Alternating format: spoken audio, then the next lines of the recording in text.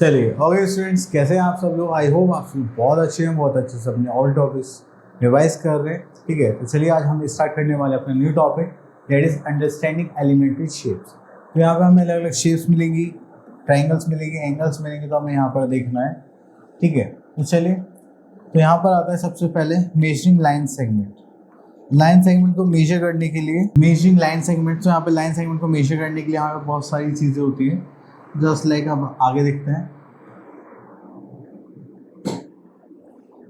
ठीक है, तो चलिए यहाँ पर आता है सबसे पहले हमारे पास कंपैरिजन बाय ऑब्जर्वेशन। अगर हम किसी चीज़ को देखते हैं कि देखिए छोटी है या बड़ी है, एंड हम उसको कंपेयर करते हैं कि हाँ शायद ये बड़ी हो सकती है। ठीक है, तो हमारे पास दो फिंगर्स है, ये और एक ये, तो हमें देखने में कौन सी बड़ी लग रही है, तो ये होता है हमारा कंपैरिजन बाय ऑब्जर्वेशन।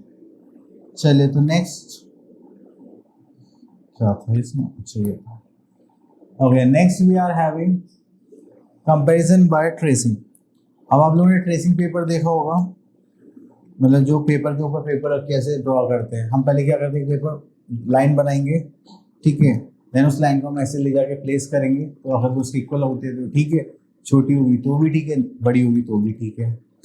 देन उसके बाद आता है हमारे पास comparison using a graduated ruler.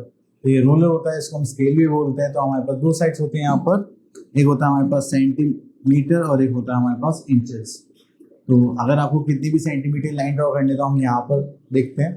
तो हम 0 से स्टार्ट करेंगे और यहाँ पर 5 सेंटीमीटर चाहिए तो 5 सेंटीमीटर तक, 10 सेंटीमीटर चाहिए तो 10 सेंटीमीटर तक। ठीक है, next we are having chances of error.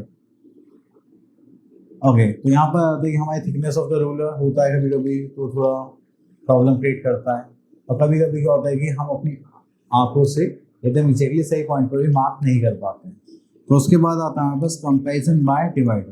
तो आपने एक अपना कंपास बॉक्स में ऐसा देखा होगा, ज्योमेट्री बॉक्स में, कि ऐसे नीडल्स होती है, उससे हमें कभी कुछ करने के लिए स्कूल में मिलता नहीं है। बट वो जो होता है रियल, अगर हम कुछ बनाते हैं, जस्ट लाइक बोर्ड का कुछ चीज़ बनाते हैं, तो हम ऐसे इतना ओपन करते हैं, देन यहाँ पर मार्क जो है फिर यहाँ से ले जाके यहाँ से ऐसे मार्किंग करते हैं दोनों साइड। ठीक है, अगर एक साइड मार्किंग करनी है तो फिर हम कंपास का यूज़ करते हैं। ठीक है, अगर दोनों हमें मार्किंग चाहिए जहाँ पर कुछ ड्रॉ करना है, ठीक है, जैसे मान लीजिए हमने यहाँ से सी और डी को ऐसे मेजर करा, थोड़ी सी ज़्यादा है। ठीक है, यहाँ पर देखेंगे तो ये अभी थोड़ी सी ज़्यादा है, यहाँ पर देखेंगे तो ये अभी थोड़ी ज़्यादा, तो सारी क्या है, इक्वल है with the help of divider. Then उसके बाद आता है हमारे पास, ओके, तो यहाँ पर आ जाता है हमारे पास एक्सरसाइज 5.1। तो यहाँ पर देखते हैं क्वेश्चन नंबर 3 देखते हैं। If A B C are the 3 points such that A B 4 centimetre, B C 8 centimetre and A C 12 centimetre, which one of them lies between the two. इन दोनों के बीच में कौन सी लाइन सेगमेंट लाई करेगी। तो यहाँ से इस क्वेश्चन को क्रॉप कर लेते हैं, देन उसको सॉल्व करेंगे। उसको ले लेते हैं हम लोग, चलिए बाकी को साइड में कर देते हैं, अभी वापस आएंगे हम अपनी इस पेज पर। तो देखिए यहाँ पर हम सबसे पहले लेते हैं स्केल। तो हमें यहाँ पर एक लाइन ड्रॉ करनी है। ठीक है, तो हमने यहाँ से 0 से स्टार्ट करा, तो पहले हमने 4 तक लिया। ठीक है, तो ये हो गया हमारा, सॉरी, हाँ 4। ठीक है, तो यहाँ पर हमने ले लिया ए और यहाँ पर हमने ले लिया सॉल्व, ये हो गया हमारा बी। तो ये कितना हो गया, 4 सेंटीमीटर। देन हमारे पास है बी सी 8 सेंटीमीटर। फिर से हम स्केल का यूज़ करेंगे और रूलर यहाँ पे 0 रखेंगे। ठीक है, इस बार मार्क करते हैं हम लोग, तो यहाँ से स्टार्ट करेंगे एंड यहाँ पर 8 हो जाएंगे। ठीक है, चलिए, तो ये हो गया हमारा बी सी पॉइंट। उसके बाद हम यहाँ पर स्केल लेते हैं, और हमें कितना सेंटीमीटर ड्रॉ करना है, 12 सेंटीमीटर ए सी। ओके, तो ए सी कितना होना चाहिए, 12। तो देखिए ऑटोमेटिकली अगर ये हमारा 4 है तो ये हमारा 8 सेंटीमीटर है। ठीक है, तो अगर आप स्केल से मेजर करेंगे, तो अगर हम इसको यहाँ पर 0 पे रखें एंड इसको थोड़ा सा एक्सटेंड करें,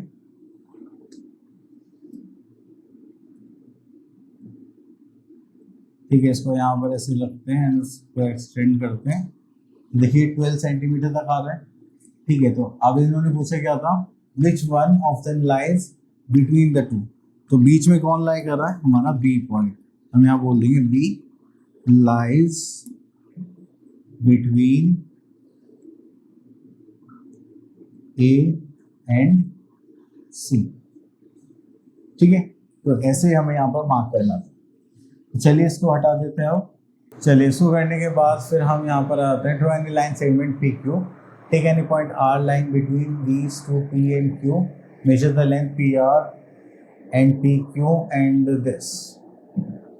तो चलिए, तो आप नॉर्मली कर सकते हैं। उसके बाद हम चलते हैं आगे जो थोड़े हमारे इंपॉर्टेंट पार्ट्स है, that is magnitude of an, चल लेते हैं यहाँ से, इसको ले लेते हैं, हाँ ये याद से, magnitude of an angle.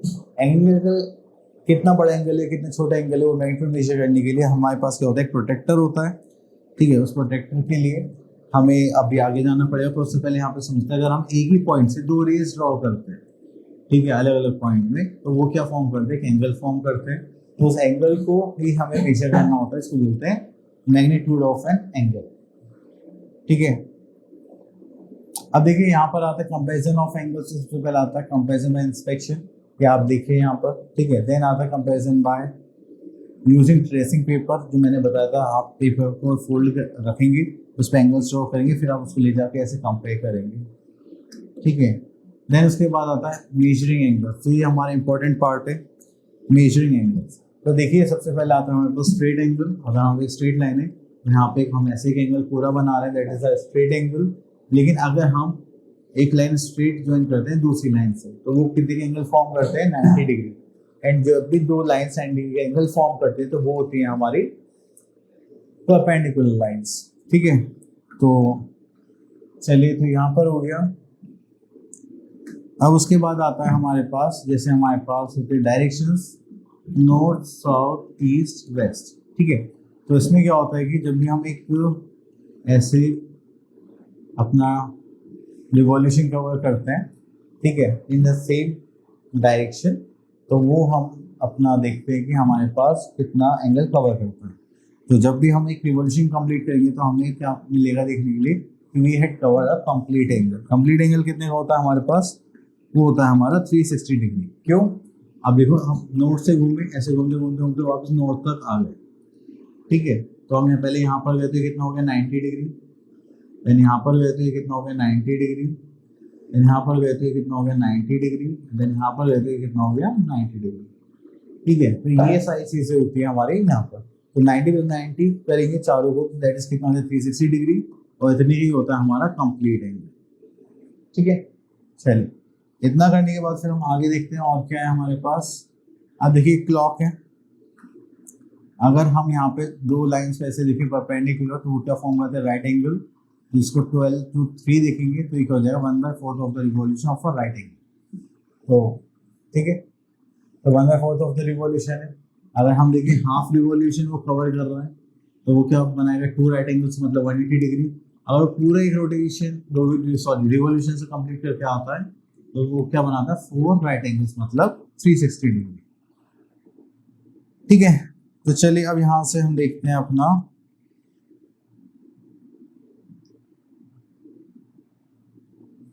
Various types of angles. तो यहाँ पे सबसे पहले आता है हमारा कंप्लीट एंगल। तो जो भी हमारा कंप्लीट पूरा एंगल होता है, वो कितने का होता है, 360 डिग्री का। तो 60 minutes equals to 1 revolution equals to 1 complete angle. ठीक है, तो चलिए, अगर आपसे कोई पूछे तो 60 मिनट्स में कितना हम कवर करते हैं, तो आप क्या बोलोगे, 1 रिवॉल्यूशन, जो कि इसके इक्वल होगा 360 डिग्री के। Next we are having straight angle. Straight angle की बात करें तो वो हमारा क्या होगा, स्ट्रेट लाइन पे लाई करेगा। ठीक है, और उसको हम क्या बोलते हैं, जस्ट लाइक वो 30 मिनट्स से कवर करता है, half of revolution, that is straight angle. Next आता है हमारे पास राइट एंगल।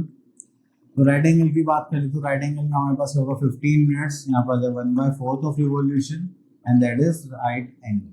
ठीक है, तो 15 मिनट्स कैरी करते हैं हमारे 90 डिग्री।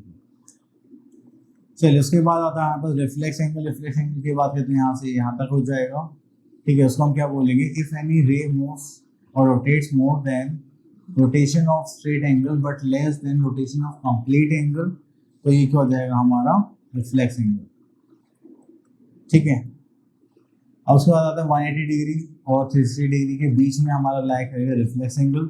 जीरो एंगल की हमने कोई एंगल ही नहीं बनाया, बस एक स्ट्रेट लाइन बना रखी है, दैट्स इट, ठीक है। तो उसको बोलते हैं हम zero angle. Then we are having acute angle. तो अगर हम एक्यूट एंगल की बात करें तो ये वो एंगल्स होते हैं जिनका जो मेजरमेंट होगा वो जीरो से तो ज्यादा होगा बट 90 डिग्री से छोटा होगा, just like 30 degree, 60 degree, 75 degree, these are all acute angles. अब इनका जो मेजरमेंट है वो 90 डिग्री से छोटा होना चाहिए। Next is obtuse angle. इनका जो मैग्नीट्यूड है मतलब मेजरमेंट है greater than 90 degree but less than 180 degree is called obtuse angle, ठीक है। चलिए उसके बाद आते हैं यहाँ पर, तो ये तो हमारे कुछ एग्जांपल्स आ रहे हैं, आगे देखते हैं। चलिए तो यहाँ पर भी कुछ इसी टाइप से ही हम यहाँ पर गिवन है। ओके तो यहाँ पर भी कुछ नहीं है, तो हम आ गए अपनी एक्सरसाइज 5.2 पर। तो चलिए यहाँ पर देखते हैं। सबसे पहले what fraction of a clockwise revolution does the hour hand of the clock turns to when it goes from this to this. तो चलिए यहाँ से अगर हम देखते हैं तो 5 to 8, अगर हम 5 to 8 देखते हैं तो यहाँ पर हमारे पास क्या होगा, just like this is 12, this is 6, यहाँ पर आ जाएगा 5, 6, 7, 8, देन यहाँ पर आ जाएगा 9, तो हो गया 1, 2, 3, तो यहाँ पे 3 हो गए। तो इसका मतलब ये कितना कैरी कर रहा होगा, अगर हम देखें तो दैट इज 15 मिनट्स हो गया ना, हाँ। तो यहाँ पर कितनी कैरी कर रहे हैं 15 मिनट्स, तो एक हो जाएगा 1/4 of revolution, that is 1/4 of 360 degree. तो शो करेंगे तो कितना हो जाएगा 90। तो ये क्या फॉर्म कर रहा है 90 डिग्री, ठीक है। चलिए इसको रब कर देते हैं अब।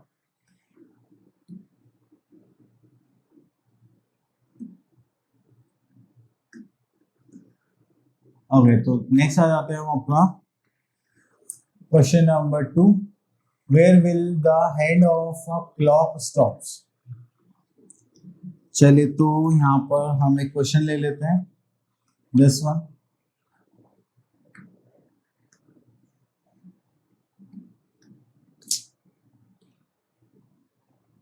सभी पार्ट ले लेते।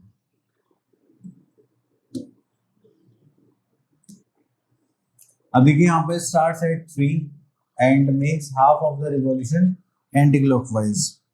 तो ये हो गया 12, 6, 3 एंड यहाँ पर हो गया हमारे पास 9, ठीक है। तो अब उसका फेस कहाँ है, 3 पर स्टार्ट है, हाफ करना है, तो ये यहाँ से यहाँ तक पूरा जाएगा, ठीक है। क्लॉकवाइज होता तो ऐसे आता है, एंटी क्लॉकवाइज हो रहा है तो ऐसे जा रहा है, तो किस पर लाई करेगा 9 पे। चलिए तो सिंपल ही था, इट लाइज ऑन द 9, उसका आंसर हो जाएगा हमारा 9। चलिए नेक्स्ट आता है हमारे पास, state what kind of angle is form in clockwise direction.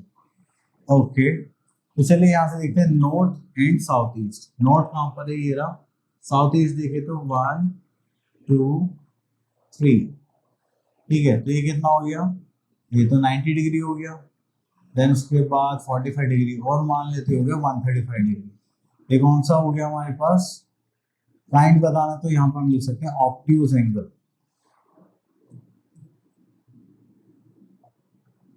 ठीक है। चलिए उसके बाद आते हैं हम यहाँ पर, how many degrees are there in, कितनी डिग्रीज होंगी। अगर हम यहाँ पर देखें तो that is 2/3 of right angle, that is 90 degree से इसको कैंसिल आउट करेंगे तो हो जाएगा 30 डिग्री, इसको करेंगे तो हो जाएगा आपका 60 डिग्री। क्लियर। चलिए ये सब आप लोग करते रहना। अब आ जाते हैं हम अपना angles by measuring by protractor. देखिए ये होता है हमारा प्रोटेक्टर, इसमें हमारे पास 0 डिग्री से लेकर, सॉरी यहाँ से 0 डिग्री से लेकर ये होता है 180 डिग्री। अगर आप एंगल इधर से फॉर्म कर रहे हैं, अगर आपकी ओपनिंग इधर से तो आप ऐसे नीचे करेंगे, ठीक है। ये भी 180 डिग्री तक होता है। तो चलिए उसके बाद आगे देखते हैं। तो चले, तो यहाँ पर आ जाते हैं हम अपना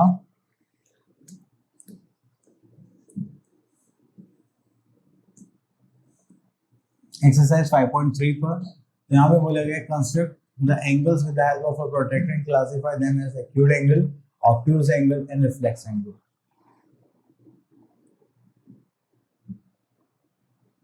ओके, तो यहाँ से हम एक पार्ट ले, दैट इज 135 डिग्री, इसको क्या ही कट करें, यहाँ पर लिख लेते हैं। तो सबसे पहले ये है हमारे पास 135 डिग्री, ये क्या हो गया हमारा ऑब्ट्यूज एंगल।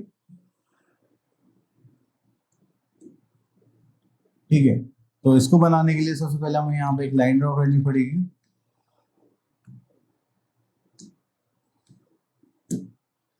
तो चलिए हमने एक लाइन ड्रॉ कर ली। देन उसके बाद हम क्या लेंगे, अपना कंपास, सॉरी कंपास कह रहा हूं मैं, हम प्रोटेक्टर लेंगे। सो इस लाइन पर थोड़ा सा ऐसे एडजस्ट करेंगे। देन उसके बाद हम यहाँ पर ये कितना हो गया 130, लेकिन यहाँ से स्टार्ट कर रहे हैं 130 एंड दिस इज 135। ठीक है, तो ये हो गया हमारे पास। चलिए, तो यहाँ पर लाइन देंगे हम, ऐसे ज्वाइन कर लेंगे। ठीक है, तो ये हो गया हमारा 135 डिग्री एंड इसको हम बोल देंगे ऑब्ट्यूज एंगल। और यहाँ पे हम नेमिंग भी कर देते हैं ए ओ बी। क्लियर? चलिए,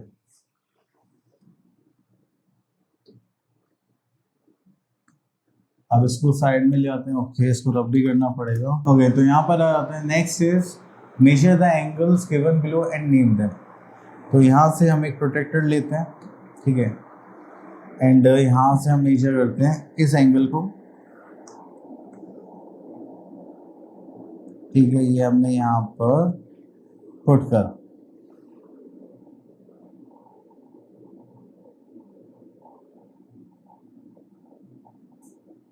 चलिए, इस साइड पे हमने यहाँ पर पुट कर दिया एंड आपको दिखाई दे रहा है 0 से स्टार्ट करते हैं 90 पे फिनिश हो रहा है। तो इसका मतलब ये कितने डिग्री का है, दैट इज 90 डिग्री।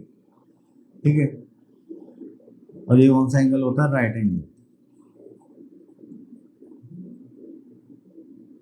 चलिए, इसके बाद बाकी भी क्वेश्चंस आप लोग ऐसे करने। Next is perpendicular line. जब भी दो लाइंस एक दूसरे को इंटरसेक्ट करती हैं एंड एक एंगल फॉर्म करते हैं, दैट इज 90 डिग्री, तो इसको हम क्या बोलते हैं, परपेंडिकुलर लाइंस। ठीक है, इसके बाद हम आगे चलते हैं यहाँ पर परपेंडिकुलर बाइसेक्टर। परपेंडिकुलर बाइसेक्टर में हमारे पास आ जाते हैं हाफ लाइंस। ठीक है, अगर हम यहाँ पर देखें तो हम एक लाइन ड्रॉ कर रहे हैं, तो परपेंडिकुलर 90 डिग्री है और दो इक्वल पार्ट में उसको डिवाइड भी कर रहे हैं। ठीक है, चलिए, which of the following represent the perpendicular line. अब देखिए यहाँ पर एल ऐसे हम बनाते हैं, तो ये क्या 90 डिग्री फॉर्म कर रहे हैं, तो ये हो जाएगा हमारा परपेंडिकुलर लाइंस। चलिए, बाकी आप लोग देखें। Write the number of lines perpendicular line A B. अब देखिए ए बी का है हमारे पास, तो चलिए हम यहाँ पर लिख लेते हैं ए बी, ये हो गया। तो एल एम एन, ये तीन लाइन से जो क्या कर रही है, इनको परपेंडिकुलर फॉलो कर रही है। तो यहाँ पे लिख देते हैं हम एल एम और एन। चलिए, उसके बाद आगे चलते हैं। Also the following state yes और नो। अब जो हमारे पास पी जी है, P is perpendicular to A B, तो आप बोल देंगे yes. P is bisector of F H, F H का है ये रहा। ठीक है, तो ये दोनों क्या हुआ, इक्वल पार्ट्स में हो रहे हैं, आप बोलोगे यस। ठीक है, तो इस टाइप से आपको मेजर करके ये सारी चीजें यहाँ पर बताएंगे। Next we are having classification of triangles. Classification of triangles की बात करें तो यहाँ पर आता है सबसे पहले इक्विलेटरल ट्राइंगल। इक्विलेटरल ट्राइंगल की बात करें तो यहाँ पर हमारे पास क्या होगा, तीनों एंगल्स इक्वल होंगे एंड तीनों साइड्स क्या होंगे हमारी इक्वल, तो वो हो जाता है हमारा इक्विलेटरल ट्राइंगल। तो हम कह सकते हैं A B equals to B C equals to C A and angle A equals to angle B equals to angle C. ठीक है, next is isosceles triangle. Isosceles triangle में यहाँ पर हमारे पास दो साइड्स इक्वल होंगे और दो इनके अपोजिट एंगल्स इक्वल होंगे, because angles opposite to equal sides are always equal. तो इसलिए हम बोल सकते हैं A B equals to A C and angle C equals to angle B. चलिए, उसके बाद हमारे पास ट्राइंगल्स की कैटेगरी भी है, चलिए उनको देख लेते हैं। तो यहाँ पर आता है हमारे पास स्केलिन ट्राइंगल। स्केलिन ट्राइंगल में क्या होता है, तीनों साइड्स क्या होंगी डिफरेंट, और तीनों एंगल्स भी क्या होंगे हमारे डिफरेंट होंगे। तो सबसे पहले आता है classification on the basis of angles.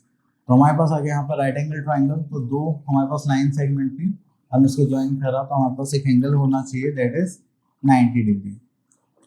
Acute angle triangle का मतलब जो तीनों एंगल्स होंगे वो सारे क्या होंगे हमारे 90 डिग्री से छोटे होंगे, मतलब एक्यूट एंगल्स होंगे। ऑब्टूज एंगल ट्रायंगल की बात करें तो एक एंगल हमारा क्या होगा, मोर देन 90 डिग्री होगा, लेस देन 90 डिग्री, मतलब ऑब्टूज एंगल होगा। ठीक है, चलिए उसके बाद आ गई हमारे पास exercise.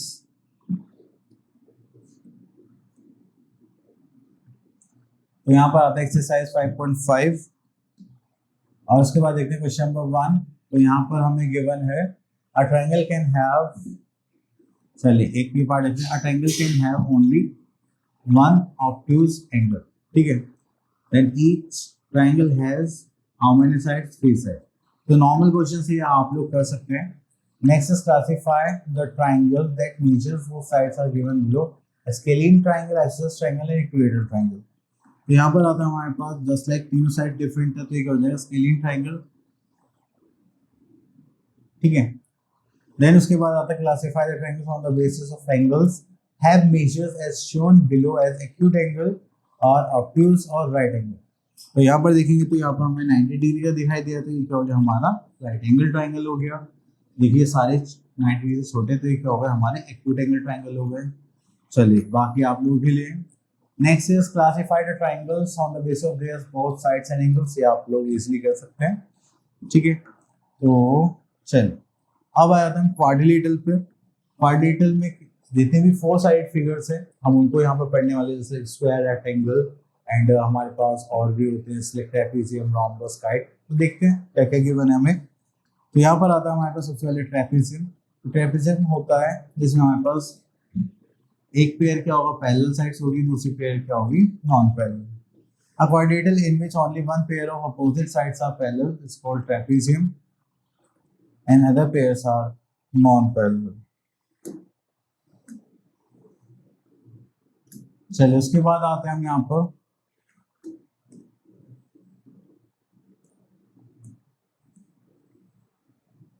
Next is parallelogram.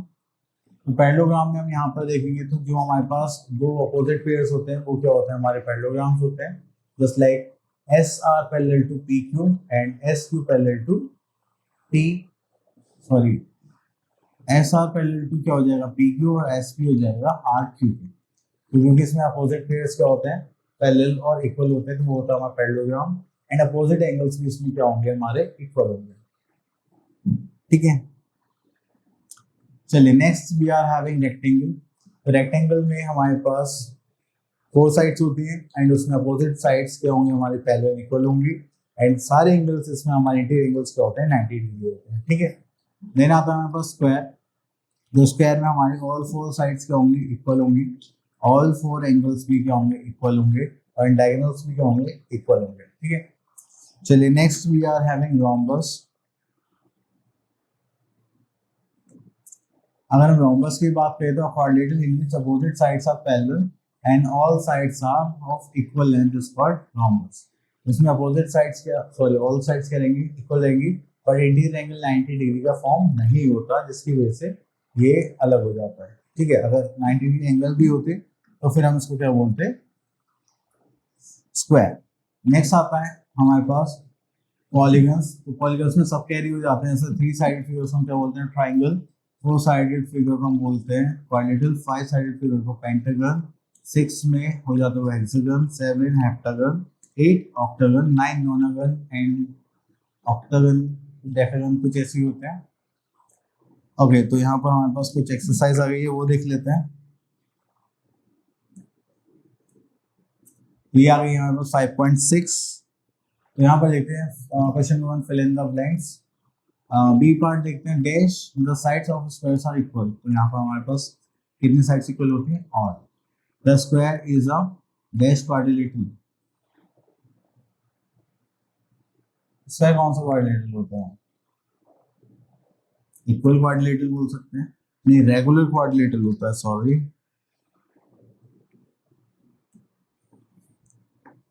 square is a regular quadrilateral. Then a polygon having 5 sides is called heptagon, hexagon. एक बार देखते हैं, हमने अभी तो पढ़ा था, सॉरी ठीक है, हेक्सागन था, सॉरी पेंटागन। ओके, तो यहाँ पर आता है polygon having 5 side is called pentagon. ठीक है, देन यहाँ पे why square is also parallelogram, क्योंकि स्क्वायर की अपोजिट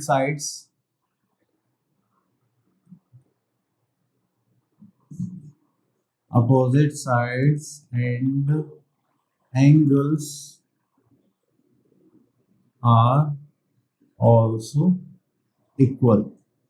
अब देखिए जो पैरेललोग्राम की क्वालिटीज है वो हमारे स्क्वायर की भी है, या अपोजिट साइड्स या उनसे इक्वल होनी चाहिए, अपोजिट एंगल्स भी इक्वल होनी चाहिए, that's why square is also parallelogram. और बाकी में भी आप लोगों को यही बताना है।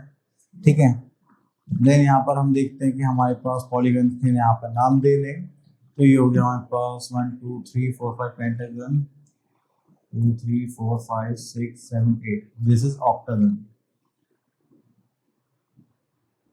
ठीक है, तो आपको इस एक्सरसाइज को कंप्लीट करना है। तो ये हो चुका है फिनिश। आई होप आपको टॉपिक क्लियर हो गया होगा। मिलते हैं नेक्स्ट वीडियो में, तब तक के लिए ऑल द बेस्ट। आप लोग इनकी प्रैक्टिस करें।